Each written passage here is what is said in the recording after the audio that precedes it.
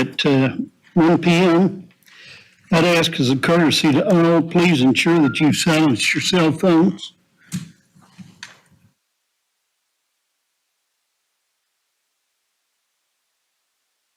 Each director received notice of the committee meeting. Public meeting notice was properly posted as required by law. Director Mike Fernandez indicated that he would not be present for the meeting, and let the record show that Director Tracy LaChance is not present. All other directors, including the board officers, are present. At this point in the meeting, we have set aside time to hear from you, the general public. Those of you that were interested in providing comments and filled out one of the cards available at the receptionist desk, we called on to make your comments at this time. We encourage you to speak your mind and tell us your thoughts. Be mindful, however, that the committee is limited by the provisions of the Open Meetings Act in its ability to participate in these discussions or deliberations on issues that are not posted on the meeting agenda.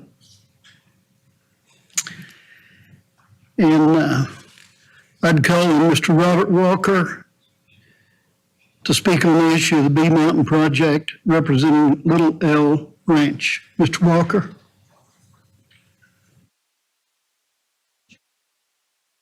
You certainly may. Ms. Walker, do you want me to hand out the packets? Yes. That'd be just fine. Call on Sherry Walker speaking on the issue of Bee Mountain Ranch. And where do I go to speak? Up to the podium.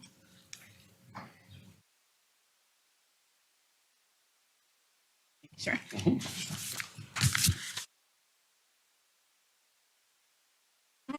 Thank you for allowing me to present to your committee today. Ms. Walker, hold just a minute. Are we picking up her audio?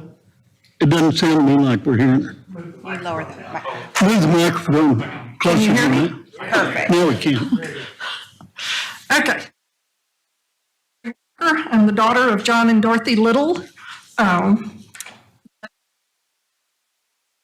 Sold to the BRA, the district, back in 1953, 99.5 acres on the Brazos River that surrounded our farm.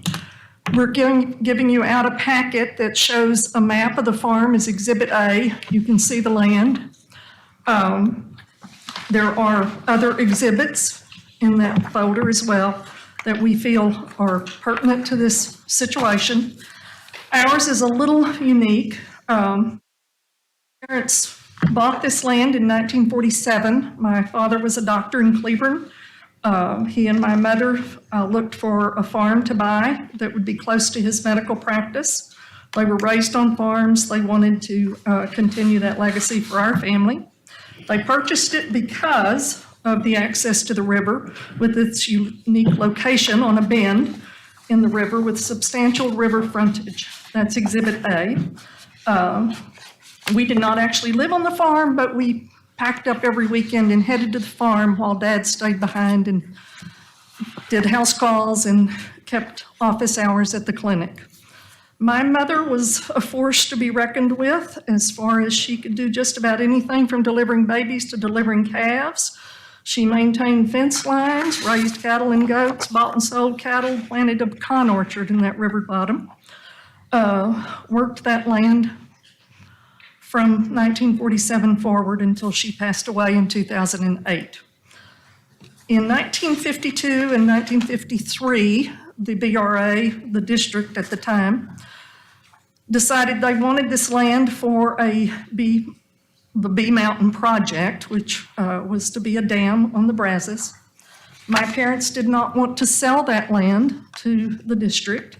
However, it became obvious that it was either going to be condemned or they would have to sell. So we're very fortunate, we think, in that my father had the foresight to request that the district agree to sell that land back to us at what they purchased it for. And we have a letter to that effect. Exhibit D is probably the most interesting part of this situation, and that is the letter that we received from the district saying that they would do this. We have done a number of document pulls. We have pieced together minutes and various other background information regarding this whole situation. Until about 2006, we were under the impression that the Bee Mountain project was still on the future plans.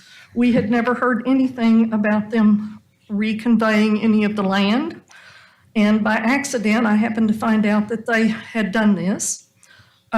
So I sent a letter at that time to the BRA asking that we could repurchase, and was told that the land would have to be put up at fair market value. We could not do it. They could not sell it back to us. Well, since 2006, I have lost many nights' sleep over this, thinking that y'all could put this land back up for sale to the general public. We kind of let this sit until 2012 and ask again, hoping that things might have changed. In summary, I'm going to say that we feel we have an agreement with the district starting in 1953 that they will allow us to repurchase this land if not used for the purpose for which it was purchased. There are board minutes and communications to support this agreement, along with 70 years of reliance by my family that this is a valid agreement. The Little family was never contacted that the BRA was reconveying this land when they did it back in the 60s. We can find no record that anyone was ever notified that the land was being reconveyed. We would like to have this issue solved in our lifetime. Bob and I are in our early 70s. We have children that love this land and are going to speak to you as well. And we have many, many conservation plans for this piece of property and hope to put it in a conservation easement.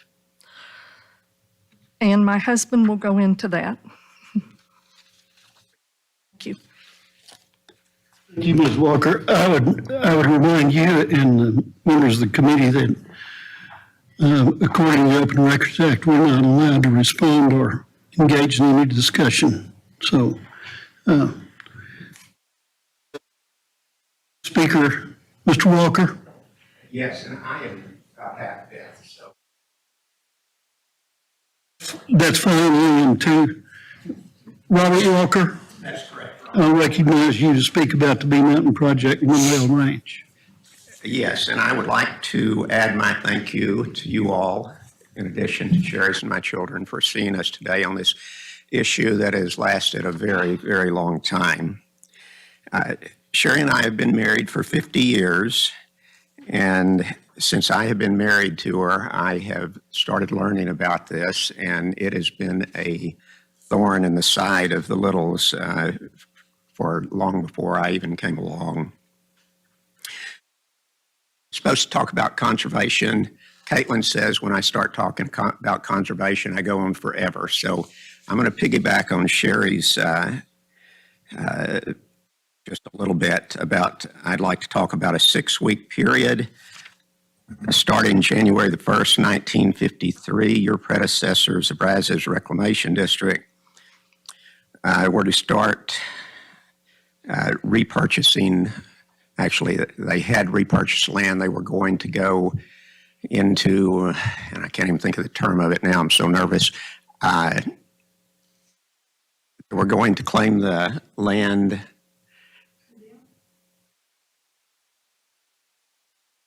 condemnation process, starting on January the 1st of 53. Then on February the 13th of 53, their landman wrote a letter to the Dam Committee explaining that since the beginning of his talks with Dr. Little had wanted a letter stating that he would have a buyback agreement. If the committee agreed, then he wanted to know what the verbiage would be that he would put into Dr. Little's deed. He also requested that Dr. Little not say anything to anybody else about this buyback agreement. 2 days later, February the 15th of 53, that's Exhibit C.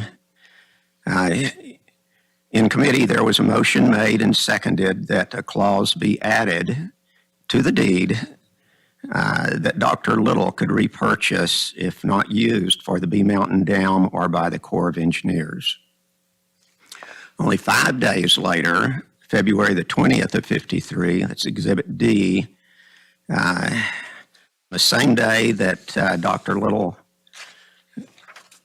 was signing the property over to the Reclamation District, they gave him this letter. This is what they have relied upon for 70 years. And when you get a moment, I think if you'll look at it, you'll see it's pretty clear that they have agreed the same considerations that we are paying for you for the land at this time. That's in the first paragraph. The second paragraph, they basically go back and say the same thing again.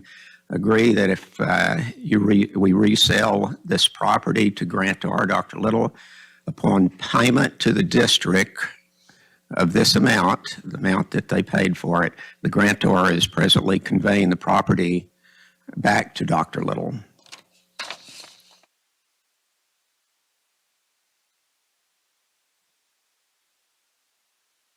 So one of the things on that is the district wanted to be sure that the Corps of Engineers did not want to buy it. And recently, the Corps of Engineers has sent to you all a letter stating that the only thing that they're interested in is a flow agreement. And we're good with that. We can live with having a flow agreement on the property. Obviously, your predecessors had no idea it was go for 70 years.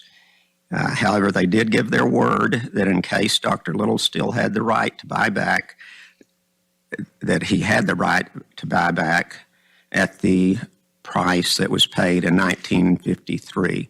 That's very important to us. We don't have the deep pockets to compete with multinational corporations, sand and gravel pits, or multimillionaires from Dallas. We need to buy it back at the price that was agreed to in 1953. By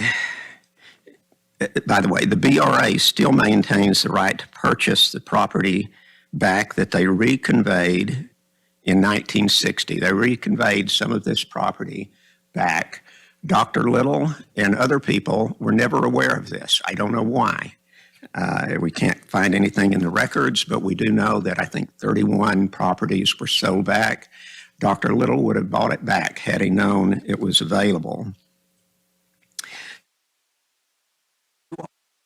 Still have the right to purchase that back from those people at the same price, the 1953 price. So certainly I'm hoping that you all would not have a problem with selling us, since we've got this letter, that property back at the price that it was agreed to. Going on too long here, but you all have the power to decide what is fair market value on a piece of property. In our case, it's very easy. We have the piece of paper that says what that market value is. Love your mission statement, and I'm saying this somewhat tongue-in-cheek. I hope you understand that, but your predecessors never knew this was going to go on for 70 years. Your mission statement, and you know what it is, to develop, manage, and protect the water resources of the Brazos River Basin. Too long. Yep. I think you're asking for us to make a determination, and at the very beginning, I cautioned that we can't make any deliberation or determination. Would you go ahead and make your point? You've now been speaking over 6 minutes. Yep, I will. And we need to wrap it up so we can move on to the next speaker. And I apologize, I did not understand what you said. Well, go ahead and make your point. Okay. Our point is, we think we should be able, I can't say that. My philosophy is based on conservation, and we have big plans for the property, but the first step is having our property reconveyed at the green price. Second step, a conservation easement gifted to the Texas Land Conservancy. And then once we have that, we plan to use the property to the benefit of all Texans by allowing universities, scientists, and research organizations to utilize it in their quest to improve the ecology of riparian areas, prairies, and forests to the benefit of Texas and all the wild things that have lived and migrate through it. Thank you very much. I'd recognize Caitlin Walker.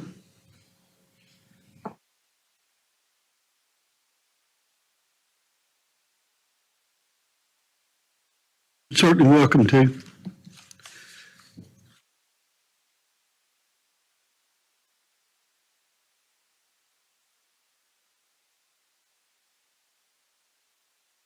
Good afternoon. Thank you for hearing our issue involving a piece of land that has been an integral part. Good afternoon. Thank you for hearing an issue involving a piece of land that has been an integral part of our childhood and hopefully our future. From a young age, my sister and I were instilled with a love for nature, and over the years, that love has transformed into even greater appreciation for the conservation of natural wildlife and research on this beautiful piece of land. This love was initially instilled by our grandmother, who upon buying the land, provided future generations with a place to let one's imagination run wild as children, learn life lessons as adolescents, and enjoy a break from the hustle and bustle of city life as adults. My sister and I realized from a young age that we were providing with a true blessing, one that has helped shape the young adults we are today. The memories originating out from this ranch are countless and priceless, including having fun learning how to fish, skip rocks, and swim, as well as provide a place to further our education and conservation of land and wildlife for future generations. It has not only touched us, but also many friends that have come and spent trips with us out at the ranch. We have so many core memories from our childhood that would not have been the same without this 100 acres that bordered the Brazos River. In fact, it wasn't until about 8 years ago that we didn't know this part of the ranch was not technically ours. The reason for this was that we cared for, enjoyed, and maintained it as if it was our own. Whether it was camping out on the bank, exploring along the wooded river bottom, or working hard to help clean and maintain the land as if it was our own. I'm Caitlin Walker.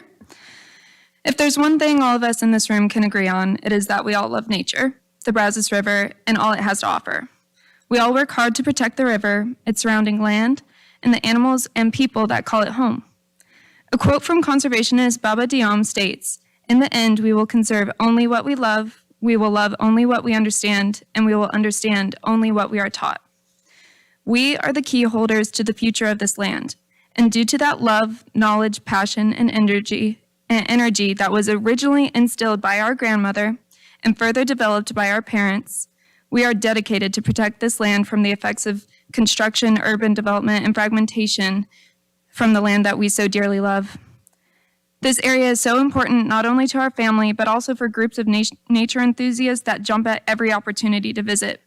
These people come out of their way driving miles into the countryside, working numerous hours to aid in conservation planning, animal, plant, and bryophyte research, partake in river cleanups, take in the beauty that is native Texas, and to make their own memories on the Brazos.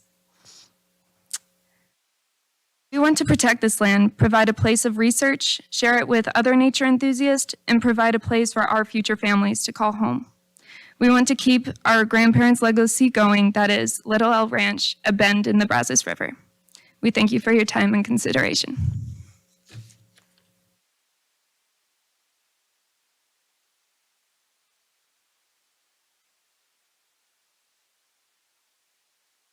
Thank you very much.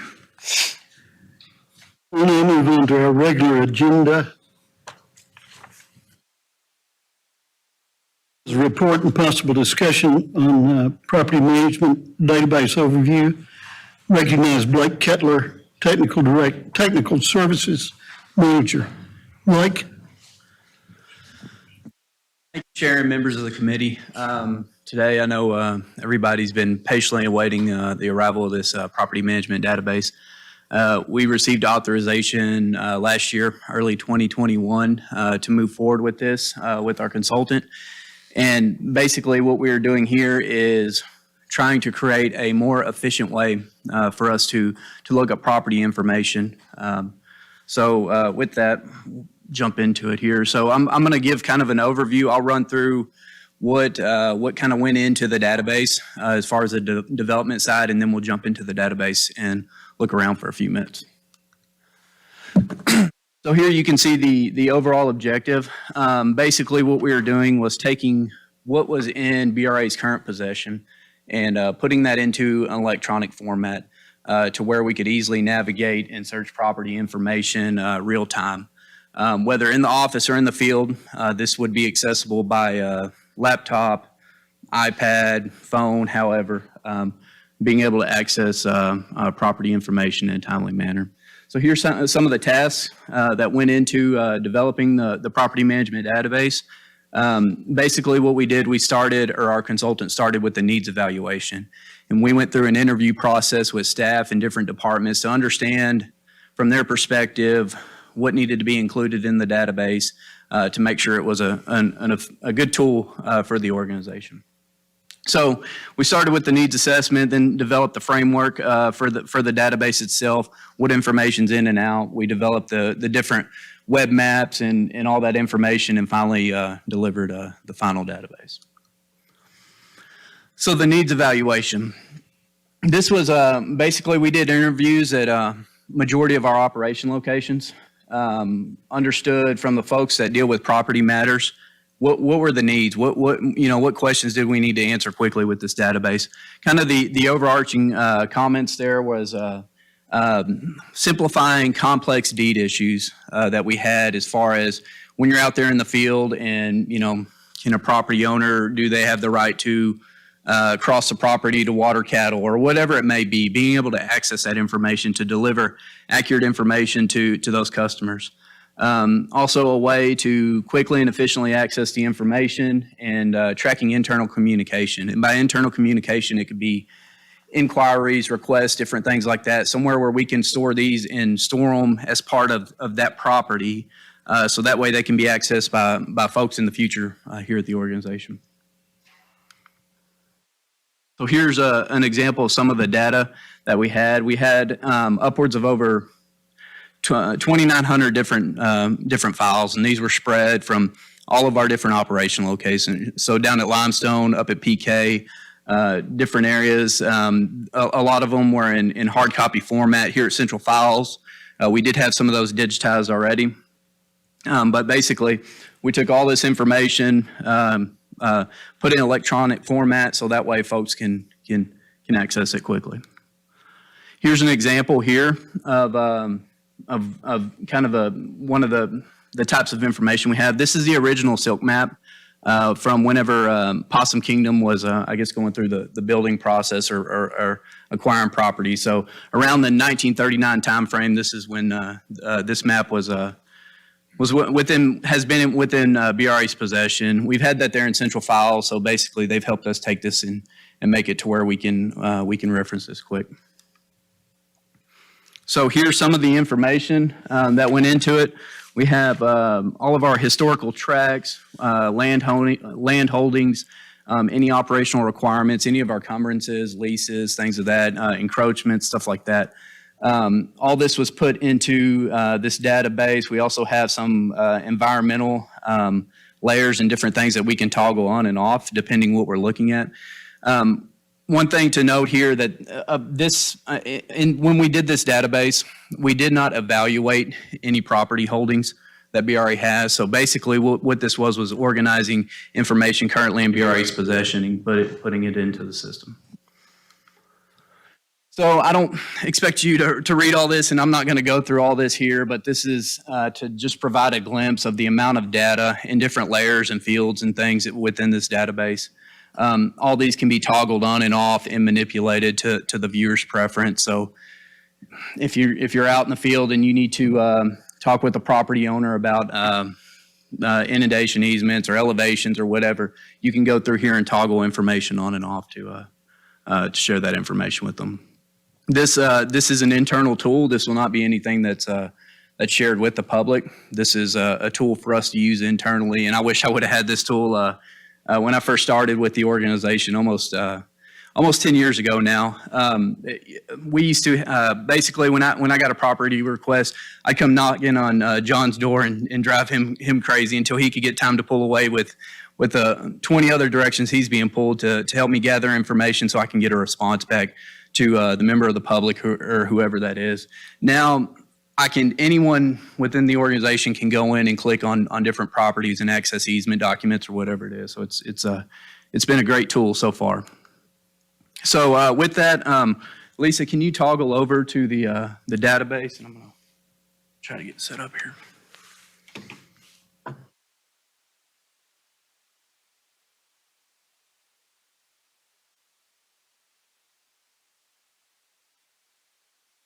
Okay, so this is what it looks like. It's a web-based database, so you can access it, like I said, from any location. I'll kind of run through some of the navigational features on it, and then we'll look at a few examples here.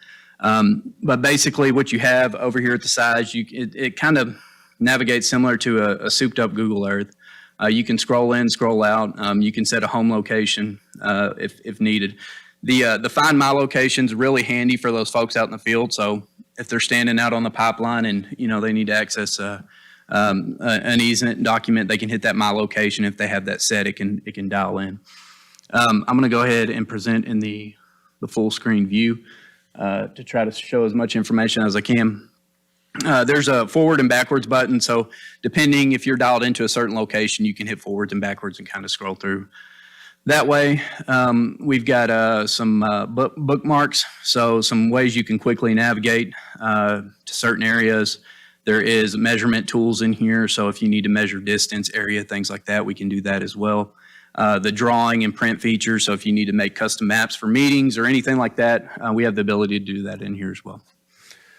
Over here on the right-hand side, up top, this is how we start toggling layers on and off, and it's also a legend here. So as I scroll in and look at different areas, if I have this legend window up, it'll tell you what different shades are, outlines, things like that, whatever you're looking at there. We've got the layers here that we can toggle on and off, and I'll go into those here in a little bit more. And then we have an editing function, and the editing function, not everybody throughout the organization will have this ability. Folks like Sandra, John, the folks who deal with property on a regular basis, they'll have the ability to where they can take files, letters, things like that, and store them to a specific piece of property in case we have to reference them in the future. But that's kind of locked down to those folks who are going to be in there managing and administering this, because at the end of the day, this is ours, we own it, and we'll continue to operate and grow it as we move forward. So this thing's very, it can be tailored. So, as we grow and adapt, we can add information. If we had to take away information, which I can't think of a scenario where we would want to do that, but we have the ability to do that. This allows them to add those documents as we obtain more. If we do, whether it be an environmental study or whatever it may be pertaining to property, we can store that in here. Here's some different filtering options. I'll get into that here in just a second. But anyways, let's jump to it. The first one we'll go to, I'm gonna go pull up an area. We'll scroll down on the pipeline here. Just a sec, I'll let it load. So the red outlines are all the different properties, of course. The green line coming through here through Salado, that's our Williamson County Regional Raw Water Line. As you scroll in, at the click of a button, I can pull property information. I could go to CAD information if I needed to, Google Street View, whatever it may be. I can pull information associated with that given property. I can also go in here, click, and I can link to our central files here and pull all the information we have related to an easement, to payment information, any kind of documentation as far as letters or correspondence, anything that's been shared with them. All that information's there at the click of a button. pull up, show you how the bookmark function works. We'll run up to Granbury real quick, and I'll show you what that area looks like up here. Those familiar with Granbury, we'll use this one right here. Know this development here. This is Catalina Bay. So it's in track 221. This is some of the historical tracks here. So if I go in and click on the historical track, I can pull the information related to that. So our deed, track maps, all that information associated with that. So there's even, I think in some of these, some old correspondence and different things like that. So it's really nice. You know, we can be in meetings and having to talk about a given piece of property or something like that and be able to access the information quickly and efficiently. Let me see if I can get inundation layers. There we go. So also if we're having to talk to a property owner, a homeowner, however, we can turn on and off different layers.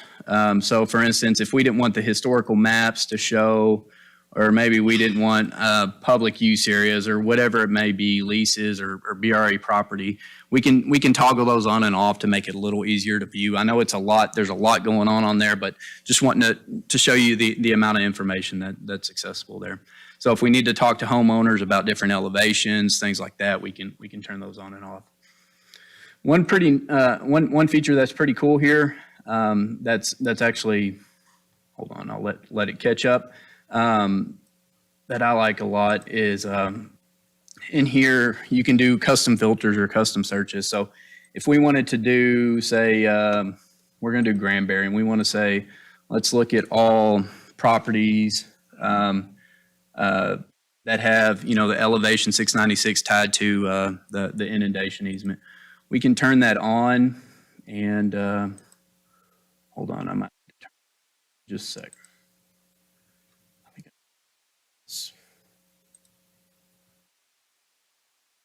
So what it does with that custom search is it pulls up just the tracks that have inundation easements associated with that 696 contour. So there's a bunch of different ways you can search information in there. You can tailor it to exactly what you're looking at. Okay, I'm going to use a scroll function now, and we're going to go up to PK and look at some property up there. And so when you get to PK, it's got a few more different layers. We've got the divested properties that we can toggle on and off that you can see highlighted here. I can go in here and turn those properties on and off. We can do, of course, just like we have at any of the other reservoirs, we can do contours, things like that. We can turn them on and off. But here's an example of, hold on just a sec.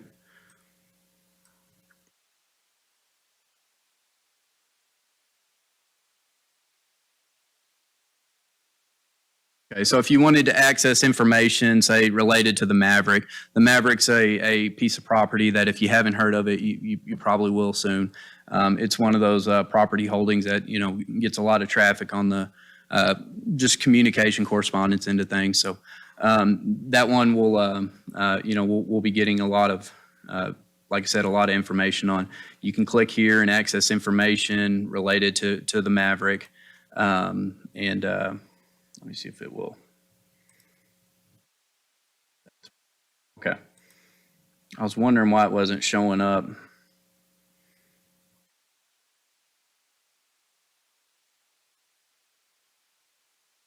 So historical track, you click on the information, you can pull the information related to that, and I think there's correspondence and everything else through there. That can be done for any given piece of property. Another example, which I won't go into because I know we've got a full agenda here today, is the property here in front of Set Ranch. Again, that's another piece of property there that's got a lot of history there with it. If you jump down to Limestone, same thing. Same amount of information can be toggled to the viewer's preference, along with any of those properties. So Lisa, will you toggle me back to the presentation?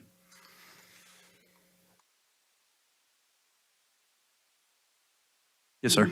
Can we pause just a minute for questions? Go ahead, Cynthia. So, like one of your very first slides that you showed was label project tasks. What percentage of those are complete? Where do you lie in all of those? It's quite a significant list. So Sure. So the project is completely closed out. We delivered it within project control, so our schedule, our scope, our budget, we're closed out. It's a done deal. The book's closed on that end of things. So the database is now ours. It's in our possession. We own it. And so, yeah, we've completed all the tasks there.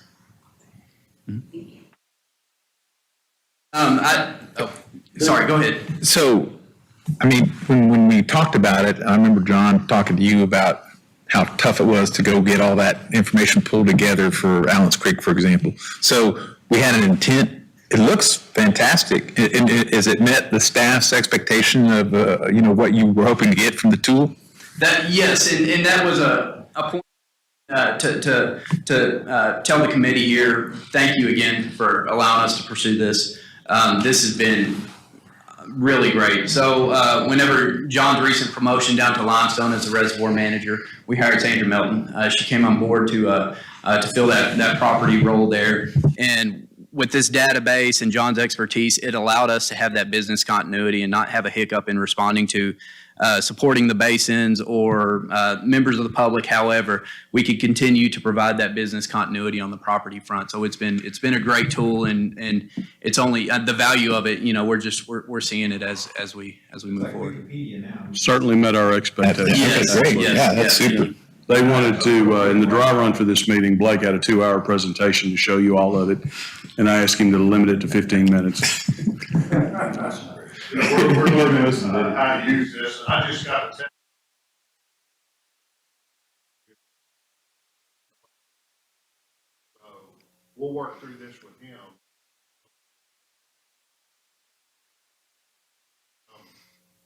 Anymore. So that, it's really, it's already been beneficial to Sandra, and it's just going to become more so once people in the field get the feel for it. I'm really impressed with the product. Yeah. So there ought to be a.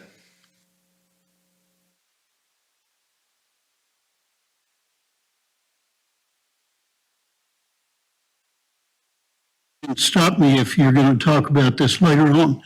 One of the questions that I had is, what are the open records implications of this? And if you're going to talk about it later, you can wait and answer that question. So this is an internal tool. It's not going to be out on our website or accessible for the general public. But as with anything that we do, for the most part, I mean, we are subject to the open records request. But I think it falls in line with just normal open records requests we would get. I mean, it's not anything out of the norm as far as. Nor does it protect any of that information. Yeah. That's right. Whatever information is in it, that's information that's available to the public. Request for it, we would get that information and release it. But if I understand your answer, it wouldn't be any different than if this information was in our files. Correct. It would just be a different access vehicle. Correct. Is that right? Probably provide the information from the files. That would be the easier way of. But we can use this as a tool to figure out what do we have. Because sometimes in the past it's been difficult to, you go through it, you come through files and folders, hard copy out there trying to figure out what do we have. This will certainly simplify that process.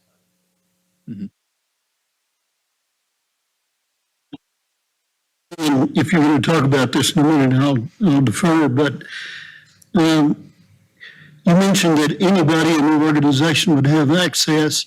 Is there a danger of interpretation? In other words, if there's, say for instance, somebody has a question about an easement that really is a legal question, is there a danger of somebody getting information and misinterpreting it because they'll have access? I don't think that would be the case. Usually what I've seen here at the organization, everybody kind of knows their lane and when we need to work as a team and rely on other departments for that input there. So, I won't even get into the legal realm of things. If it comes to that, I know, hey, we need to get Laura Lee and Riley or whoever involved. So we work as a team, but we kind of know, where our expertise is at. And Chairman, I think that comes down to our internal process for how we vet data and allow data to leave the organization. Parallel with that, I deal with GIS software all the time, and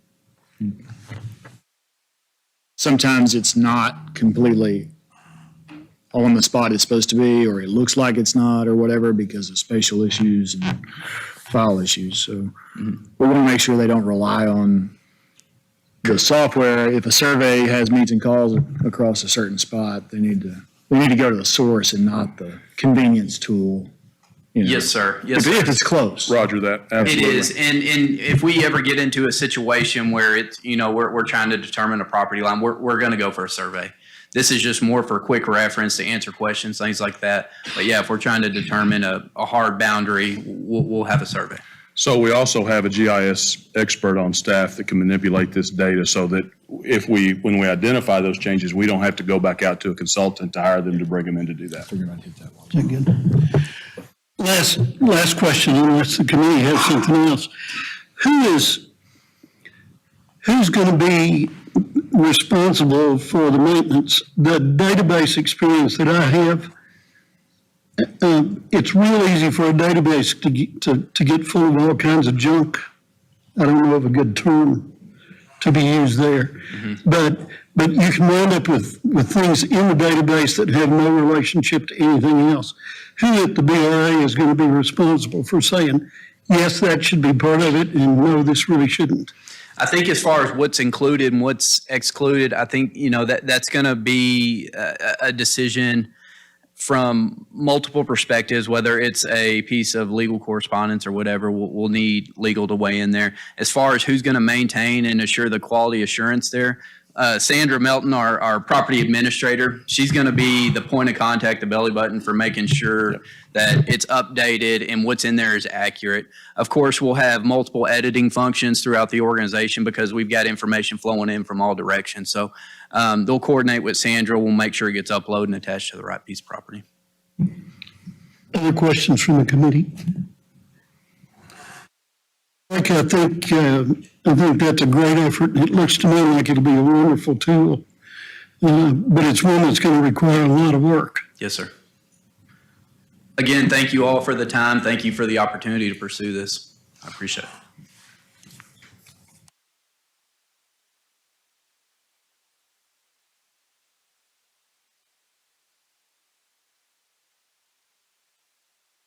it. Now to an executive session.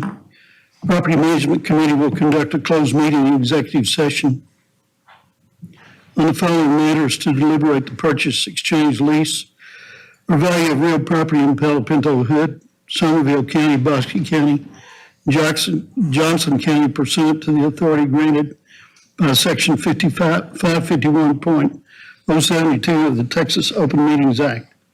If you are not specifically involved in the presentation of the first executive session agenda item, please excuse yourself from the room at this time. With each agenda item, time will be allowed to clear the room and call the next presenters.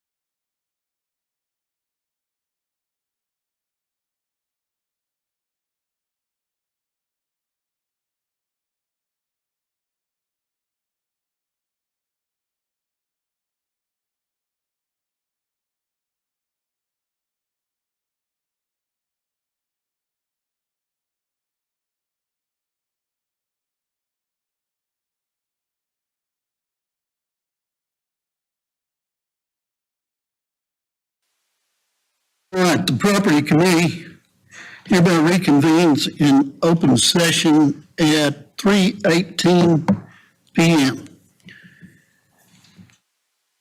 I think you have a resolution for us to consider. Yes, sir, I have a resolution for the committee to consider, and I'll read it.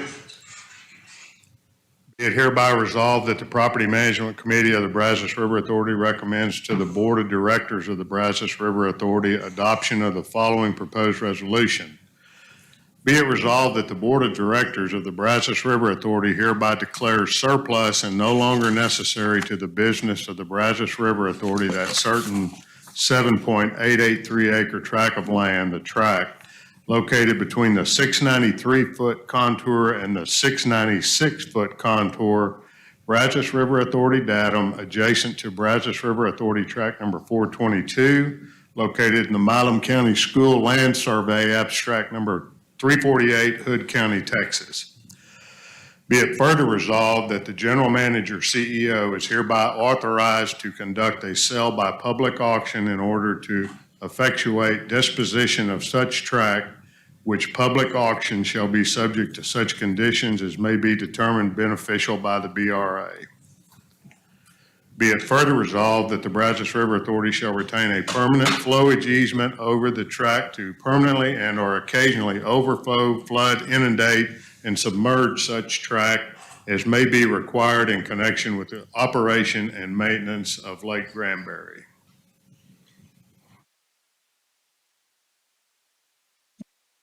Heard a reading of the resolution. Is there any discussion?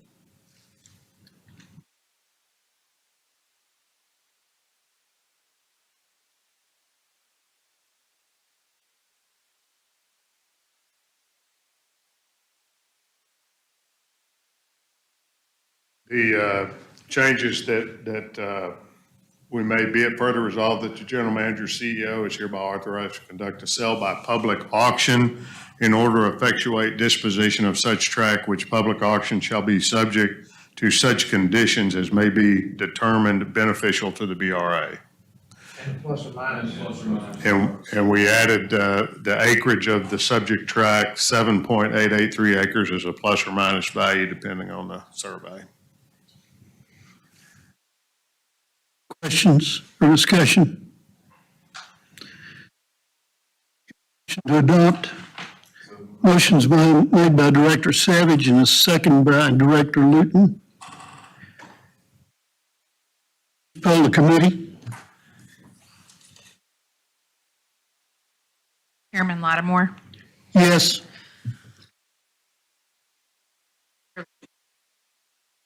Director Savage, Yes. Director Wilson, Yes. Presiding Officer Flores, Yes. Director Huber. Yes. Thank you all. Carries. I'd entertain a motion to adjourn. So moved. Motion's made by Director Luton and seconded by the presiding officer Flores. All in favor? Thank you very much. We'll adjourn the meeting at 3:22. Nice.